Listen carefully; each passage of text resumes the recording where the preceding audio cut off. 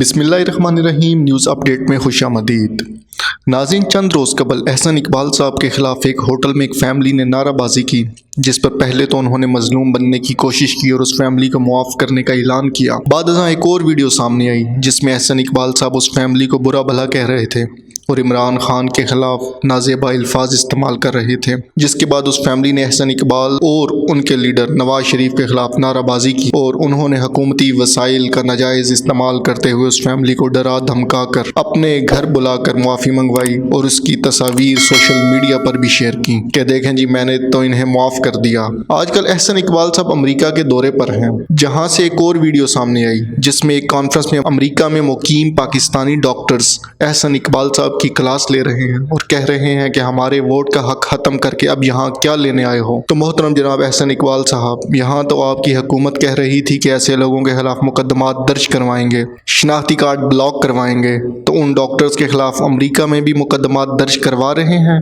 یا آپ کی یہ آفر صرف پاکستان تک محدود تھی؟ کیونکہ ایسی گنڈا گردی آپ کی صرف یہیں چلتی ہے، کیونکہ امریکہ میں تو وہ آپ کے وزیر اعظم کے کپڑے تک اتروا لیتے ہیں، لیکن آپ کو کوئی قانونی پہاڑا وہاں یاد نہیں آتا۔ ناظرین، اب بات شیخ رشید صاحب کی لیکڈ آڈیو کی۔ ناظرین، ایک آڈیو جلیل شرک پوری صاحب کے حوالے سے شیخ رشید احمد کی منظر عام پر آئی ہے، جس میں وہ ایک شخص جس کا نام گل زمان ہے اس سے بات کر رہے ہیں اور کہہ رہے ہیں کہ شرک پوری صاحب کو پیمنٹ کر دی ہے، جس پر گل زمان نامی شخص کا کہنا ہے کہ شیخ صاحب فون پر کیسی باتیں کر رہے ہیں۔ شیخ صاحب کہتے ہیں کہ خیر ہے، کون سا انڈیا میں بات کر رہا ہوں۔ ناظرین، یاد رہے کہ ابھی ایک دن پہلے جلیل شرک پوری صاحب مسلم لیگ نون چھوڑ کر پی ٹی آئی میں شامل ہوئے ہیں۔ ناظرین، اب ایسا تو ہوا نہیں ہوگا کہ جلیل شرک پوری صاحب رات کو سوئے ہوں گے اور اٹھ کر انہیں پتا چلا ہوگا کہ مسلم لیگ نون بہت بری جماعت ہے اور اسے چھوڑ کر پی ٹی آئی میں شامل ہو جانا چاہیے، جبکہ وہ یہ بھی جانتے تھے کہ اس وقت پارٹی کے لیے ایک ایک ووٹ کتنا قیمتی ہے۔ تو ضرور پی ٹی آئی سے ان کی کوئی ڈیل تو ہوئی ہوگی،